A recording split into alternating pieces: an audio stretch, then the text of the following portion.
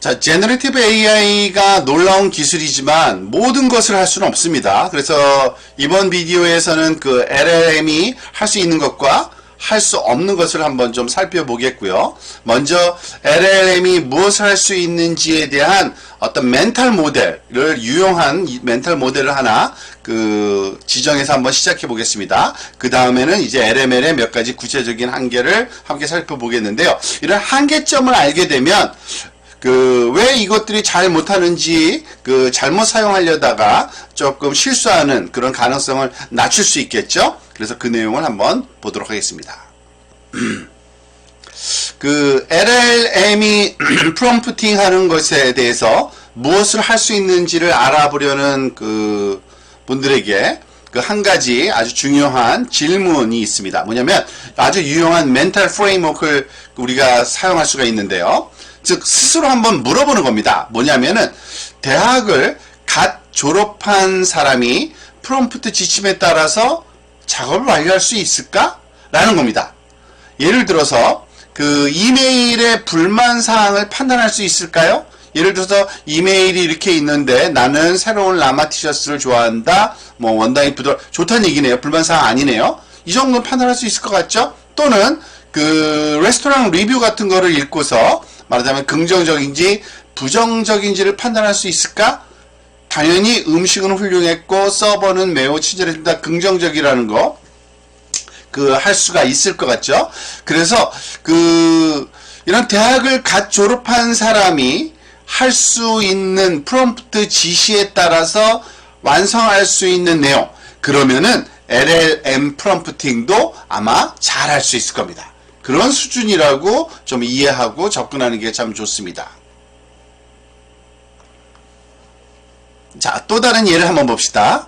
대학을 갓 졸업한 사람이 CO나 회사에 대한 정보 없이 보도 자료를 작성할 수 있을까요? 즉 앞에서 봤던 예인데 CEO 회사 정보 없이도 말하자면은 채용을 알리는 보도 자료를 만들어 가면은 이와 같은 정도는 회사 이름은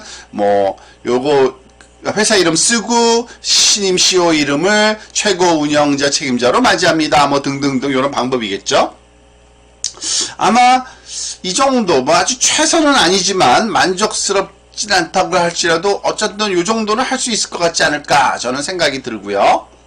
또 하나, 만약에 반대로 여러분들이 만약에 하고 있는 비즈니스와 CEO에 대한 정보를 좀 더 자세하게 설명한다면 이 대학교 갓 졸업한 학생이 이 맥락을 고려해서 보도 자료를 작성할 수 있을까요? 즉 CEO는 이런 사람이 채용됐고 회사 정보는 이래. 그럼 만들어봐 하면은 이와 같은 역시 이런 정도의 일은 잘 할 수 있을 거라고 생각이 되는데요. 마찬가지로 LLM 거대 언어 모델도 이 정도 일은 아마 감당할 수 있을 거다라고 이해하시면 됩니다. 그런데 이런 대학을 갓 졸업한 사람이 프롬프트의 지침에 따라서 작업을 완료할 수 있냐 없냐 요거를 판단할 때 사실은 좀 가정이 있어야 됩니다. 왜냐하면 대학을 갓 졸업한 사람이 자신이 알고 있는 배경 지식과 또는 인터넷을 통한 일반 지식을 많이 가지고 있다고 생각하면은 사실은 LLM 같은 경우에는 웹 검색 엔진에 접속하지도 않고 이것을 말하자면은 풀어야 되기 때문에 정확한 말하자면 비교가 될 수는 없어요. 그래서 지금 가정하는 거는 대학을 갓 졸업한 학생이 할 수 있는 정도다라는 거는 그 사람이 인터넷이나 기타 리소스에 액세스할 수 없다라는 가정, 그리고 여러분의 회사나 또는 비즈니스에 대한 특정한 교육을 시킨 적이 없는 경우, 그리고 이미 완료된 작업에 대한 기억이 없는, 예를 들면 매번 새로운 타스크에 새로운 대학 졸업자에게 일을 맡겼을 때 할 수 있는지 없는지 여부, 그 정도로 비교해야지만 결국에는 LLM과 말하자면 동등한 그러한 말하자면 기준으로 우리가 비교가 가능하다고 할 수 있겠죠. 자, 이제는 LLM의 몇 가지 구체적인 제한사항을 한번 살펴보려고 합니다. 첫 번째는요, 지식단절이라고 부르는 겁니다. 보통 그 knowledge cut off, 단절됐다라는 뜻이죠. 왜냐하면은 LLM이 그 학습을 할 때 사용된 그 데이터, 그 데이터의 말하자면은 그 날짜가 2022년 1월까지의 인터넷상에서 스크랩한 데이터로 학습됐을 경우를 우리가 보통 챗GPT 기준으로 얘기하는 겁니다. 그거를 사용한 거이기 때문에 그 이후에 그러한 정보는 전혀 없다고 보시면 됩니다.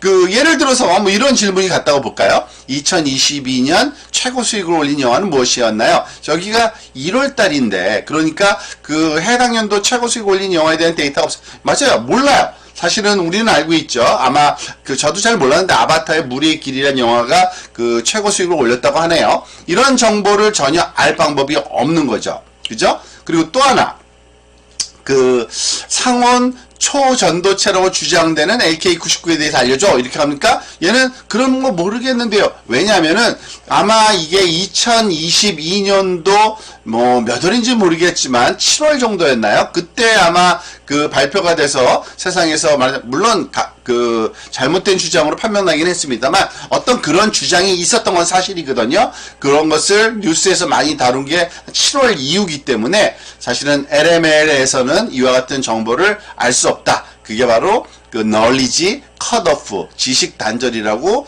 부르는 그러한 상황이고 제한 사항입니다.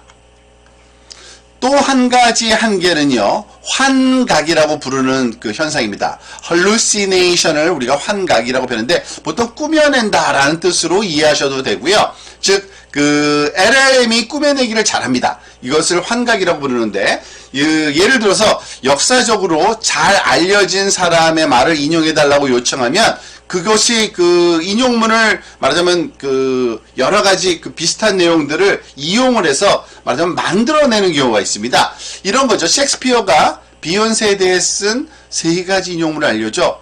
그녀의 보컬은 태양처럼 등등등. 당연히 말이 안 되죠. 왜냐하면은 셰익스피어는 비욘세보다 훨씬 이전에 살고 죽었기 때문에 셰익스피어가 비욘세에 대해서 아무 말도 하지 않았을 것 같아요. 그죠? 하지만 LLM은 자신 있게 그 여러분에게 마치 이와 같이 그 셰익스피어가 했을 만한 그 말투로 이와 같은 내용을 이렇게 조작을 해내는 그러한 그 기능을 좀 갖고 있기 때문에 이런 거를 보통 환각 현상이라고 얘기를 합니다. 이러한 환각 그 현상은 아주 다양한 형태로 나타납니다. 사실은 예를 들어서 이런 경우도 있습니다. AI에 관해 캘리포니아에서 재판된 2가지 법원 사건을 나열했어요. 2가지를 줬어요. 그런데 둘 다 틀린 건 아니에요. 하나는 진짜를 냈습니다. 웨이모 버스트 우버라 그래가지고 자율주행 관련 영업 비밀 말하자면 절도 사건은 실제로 있었던 사건이고요. 여기 뭐 인가솔 대 쉐브론 유전 머신러닝 기술 특허 침해 뭐 그럴듯해 보이지만 이런 일은 없었거든요. 이런 경우입니다. 또한 이것도 실제로 있었던 내용인데요. 뉴욕 타임즈에 게재된 기사를 여기에 보여주고 있는데 그 로이어가 변호사가 챗GPT를 사용해 가지고서 말하자면은 그 판례를 말하자면 가짜 판례를 많이 만들어낸 겁니다. 사실은 그 법원 심리 때 제출할 서류에 날조된 판례로 가득 찬 어떤 그 서류를 작성해서 근데 그들은 그 잘못된 그런 걸 만들어낼지 몰랐다고 얘기를 했거든요. 근데 어쨌든 그로 인해서 큰 그 말하자면 파장이 있었던 그러한 사건이라고 볼 수 있습니다. 그래서 이와 같이 그 환각 현상에 대해서 우리가 사용할 때는 좀 주의를 해야 됩니다. LLM에서 그 또 다른 제한이 이겁니다. 입력 또는 출력 길이가 제한되어 있다라고 이해하시면 됩니다. 그러니까 텍스트의 길이가 제한된 거죠. 보통 대부분의 LLM은 굉장히 많은 그 텍스트를 넣을 수 있습니다. 최대 보통 수천 단어인데, 근데 지금 그 계속 늘어나고 있는 추세이긴 합니다만, 그 제공할 수 있는 전체 컨텍스트 양이 그 말하자면 문맥으로 제공되는 그 문장이 제한된다고 보시고요. 뭐 어떤 경우에는 뭐 좀 길기도 합니다. 뭐 굉장히 긴 거는 뭐 10만 단어까지도 넣을 수 있는 경우도 있는데요. 이때 그 제한되는 그 텍스트의 길이, 여기서 텍스트 길이는 입력 플러스 출력입니다. 입력의 길이만도 아니고 출력의 길이만도 아니고 어쨌든 그 합한 길이가 그 정도 제한을 받는다라고 이해하시고 사용을 해야 되고요. 그래서 만약에 그 제한이 있다 그러면은 뭐 이런 방법을 써도 되죠. 예를 들어서 5페이지의 논문인데 2페이지, 1페이지를 각각 따로따로 입력해서 요약을 받아내고 그 내용을 합해서 다시 말하자면 요약을 한다든지 이런 방식으로 간단하게 우리가 해결할 수도 있기는 합니다. 그런데 우리가 여기서 주의할 거는 거기 입력과 출력 크기니까 말하자면 입력이 많이 들어가면 출력이 나올 수 있는 한계가 굉장히 짧아지고 만약에 입력이 짧으면 출력으로 쓸 수 있는 그 여분이 그 제한이 굉장히 좀 루즈해서 많이 쓸 수 있다라고 이해하시고 활용하시면 되겠습니다. 하지만 크거나 작거나 주어진 LLM 시스템에서는 제한된 크기를 가질 수밖에 없다라는 걸 이해하고 사용하셔야겠죠. 마지막 제한으로서 생성형 AI의 한계는 보통 이렇게 구조화됐다는 거는 표 형태로, 테이블 형태로 제공되는 데이터, 보통 엑셀 파일이나 구글 스프레드시트나 이런 데이터들을 말하는 건데요. 이런 데이터들을 가지고서 분석을 말하자면 요구하는 거는 그다지 쉽지 않습니다. 예를 들어서 LLM에다가 홈 프라이스를 사이즈 대 프라이스를 이렇게 가르쳐주고 내 집이 뭐 1000 스퀘어 피트인데 얼마일까 물어본다든지 이런 것들은 보통 슈퍼바이즈드 러닝이라는 또 다른 기계 학습 방법으로 학습해야지만 가능한 거지 LLM이 이것을 자동적으로 분석해내는 데는 조금 한계가 있다라고 보시면 됩니다.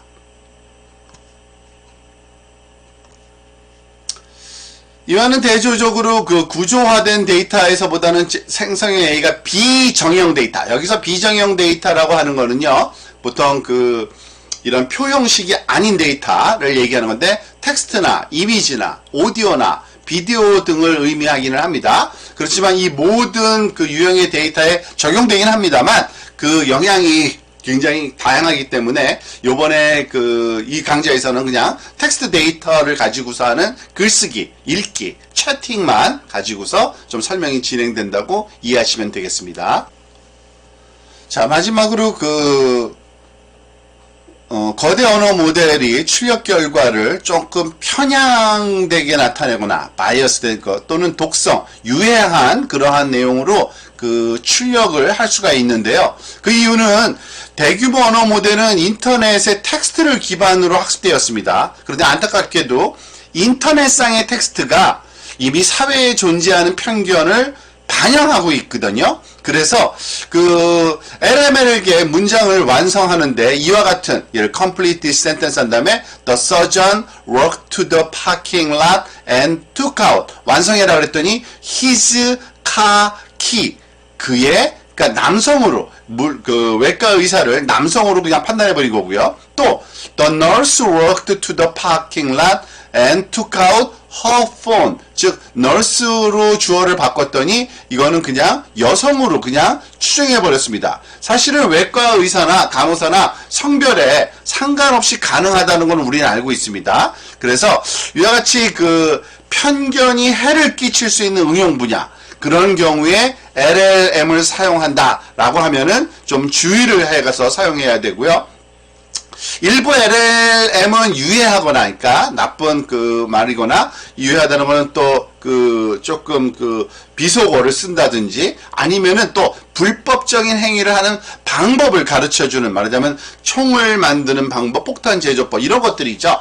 이런 것들을 말하자면 출력으로 낼 수 있는 그런 경우도 있는데 사실은 이런 것들은 주로 주요 대형 언어 모델 제공 업체들이 모델의 안정성을 위해서 많은 노력을 기울이고 있어서 점점점 만약에 여러분들이 LLM을 웹 인터페이스로 사용한다 하면은 이거는 점점 시간이 지날수록 이런 유해한 음성 출력이 거의 안 나오는 그러한 방법으로 개선되고 스스로 있다고 생각하시고 활용해도 되겠습니다.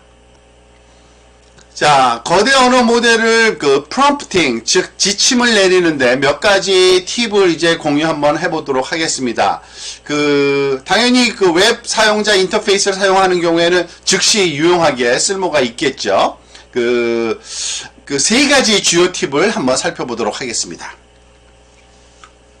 자, 첫 번째는요, 자세하고 구체적이어야 한다는 겁니다. 그리고 두 번째는 모델이 답변을 깊이 생각하도록 안내해야 되고요. 세 번째는 실험과 반복을 통해서 개선해 나가라 라고 이해하시면 되겠습니다.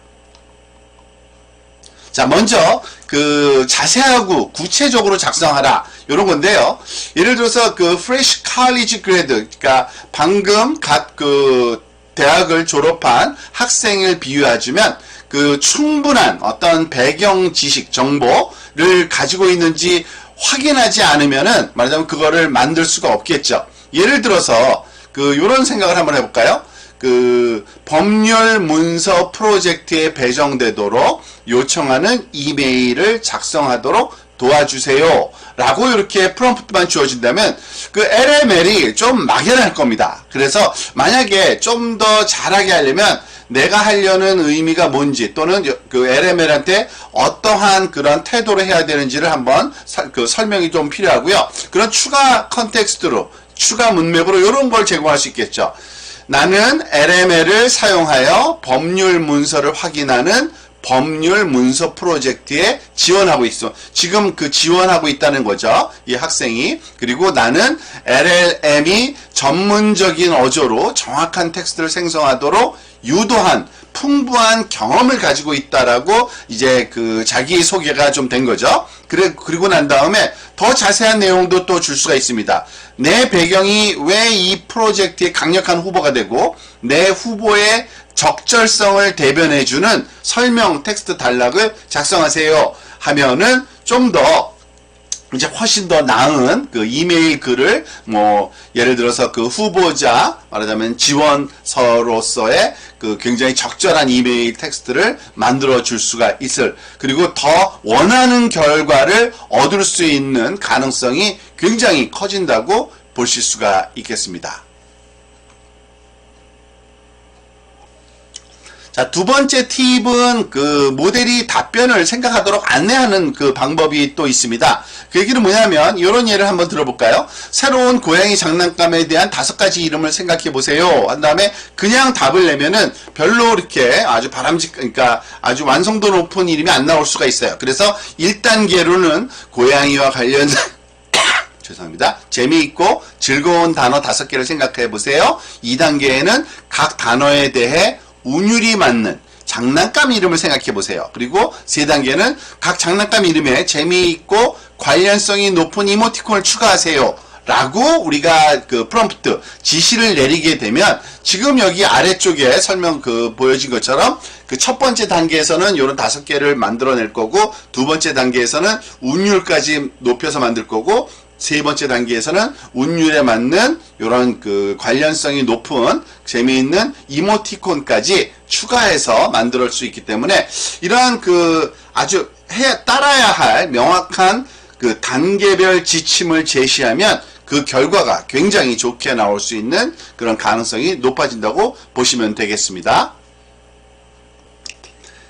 마지막으로는 실험과 반복인데요. 아마 여러분들의 소셜미디어 또는 유튜브를 통해서 누구나 알아야 할 20가지 프롬프트 또는 커리어 성장에 도움이 되는 17가지 프롬프트 이런 내용들의 메시지를 본 적이 있을 겁니다. 사실 그런데 모든 사람을 위한 완벽한 프롬프트는 없어요. 그래서 대신에 결과를 생성해 줄 프롬프트를 작성할 수 있는 프로세스, 과정을 마련하는 것이 훨씬 더 중요합니다. 그래서 LML을 만들 때 가장 중요한 방법론은요, 실험을 하고 반복해서 말하자면 좀 더 확고한 말이 작성되도록 말하자면은 스스로 한번 그러니까 시도해보라는 것을 여러분들한테 방법으로 알려드리고자 합니다.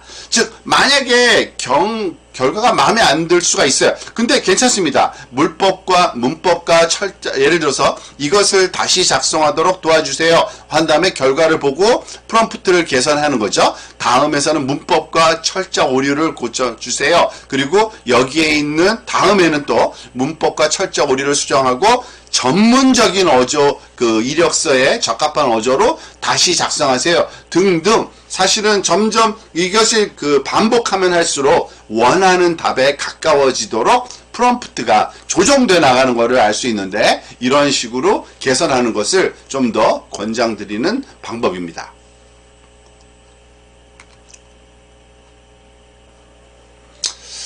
그래서 프롬프트를 처리하는, 프로세싱하는 과정을 보면 이렇습니다. 먼저 생각이 있어야겠죠. 뭘 할 건지 아이디어가 있어야 되고요. 그거를 프롬프트로 만듭니다. 그런 다음에 그 프롬프트에 따라서 LLM이 응답을 할 거고요. 여러분이 원하는 답일 수도 있고 아닐 수도 있죠. 만약에 맞다면 다행입니다. 하지만 만족스럽지 않다면 초기 응답을 통해서 아이디어를 또 구체화해서 프롬프트를 수정하고 원하는 결과를 얻을 때까지 몇 번이고 반복을 할 수 있습니다. 그래서 프롬프트 프로세스를 시작할 때부터 처음부터 합리적으로 명확하고 구체적으로 설명하려고 노력하는 그런 것보다는, 그러니까 그렇게 처음에 시도를 하되 만약에 원하는 결과가 안 나왔을 때는 그 이유를 한번 생각해보고 그 프롬프트를 다시 한번 구체화시키고 반복하는 이러한 방법론이 가장 바람직하다고 볼 수가 있습니다. 그리고 팁을 드리면, 초기 처음 시작할 때 프롬프트를 너무 심각하게 지나치게 생각할 필요는 없고요. 일단은 시도를 해보는 게 중요합니다. 그리고 그 결과를 보고서 내가 무엇이 잘못됐는지를 역으로 확인할 수가 있죠. 그래서 내 생각을 구체화시키는 그러한 방법으로 반복해서 개선하는 것이 훨씬 더 좋은 방법이라고 할 수 있고요. 또한 주의사항도 있습니다. 사실은 기밀 정보가 중요한 정보일 때 이것이 LLM 사이트에서 말하자면은 복사해서 말하자면은 그것을 가지고 있을 수가 있기 때문에, 만약에 여러분들이 데이터를 컨텍스트, 그러니까 프롬프트 문장을 넣을 때 복사해서 말하자면 붙여넣기를 많이 할 경우가 있는데, 이 정보가 그러니까 외부에 노출해도 되는지 안 되는지 아마 확인해서 해봐야 될 거고요. LML의 결과가 헐루시네이션인지 아닌지, 그리고 지식 단절에 영향을 받은지 아닌지를 신뢰할 수 있는지를 즉 확인을 해고서 우리가 사용해야지만 보다 안전한 LLM 사용 방법이라고 보실 수가 있겠습니다. 자, 여기까지가 이번 주에 우리가 공부해 볼 내용의 전부였는데요. 이제 LLM을 사용하는 프롬프트 작성 방법까지도 알았으니까, 가능하면은 대형 언어 모델 제공업체 웹사이트, 챗GPT라든지 빙챗이라든지 또는 바드라는 곳에 직접 방문해 가지고 지금 배워본 아이디어를 한번 실험을 꼭 하셔서 경험을 해보시기 바랍니다.